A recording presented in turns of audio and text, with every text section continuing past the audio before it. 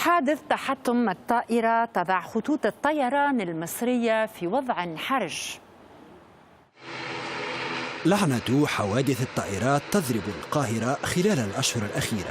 حادثة تحطم طائرة مدنية في البحر الأبيض المتوسط صباح اليوم وعلى متنها أكثر من 66 مسافراً تضع خطوط الطيران المصرية في موقف صعب، خاصة وأن الحوادث تكررت خارج وداخل مجالها.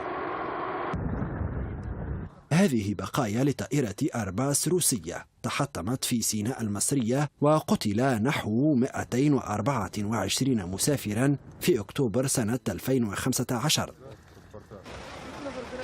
حادثة تبناها تنظيم داعش الإرهابي وتضاربت الروايات الرسمية حول الحادثة إلى اليوم. بعد أشهر قليلة رجل مصري قالت السلطات بعد القبض عليه وتحرير الرهائن إنه مختل عقلي، حول وجهة طائرة ركاب من الإسكندرية إلى القاهرة نحو قبرص. ظهر بحزام ناسف وسط الركاب مع صور تخلد للذكرى، أذهلت العالم وجعلت الخطوط المصرية موضع نقد وتندر. عشرة حوادث كبيرة هزت الخطوط المصرية منذ تأسيسها، وهذه أهمها: سنة 1972 رحلة إلى عدن قتل فيها 30 شخصا. سنة 1976 3 إرهابيين يختطفون طائرة متجهة إلى الأقصر المصرية.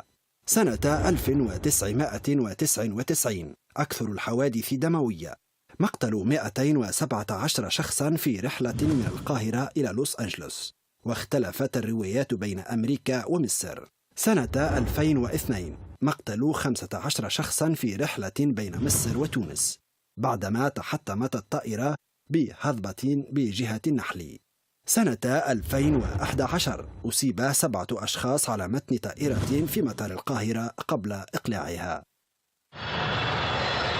شركة مصر للطيران شركة عملاقة ومحترفة بحسب الخبراء، تعيش منذ سنوات على وقع لعنة الكوارث المتواصلة، أمر تسعى السلطات المصرية إلى تلافيه.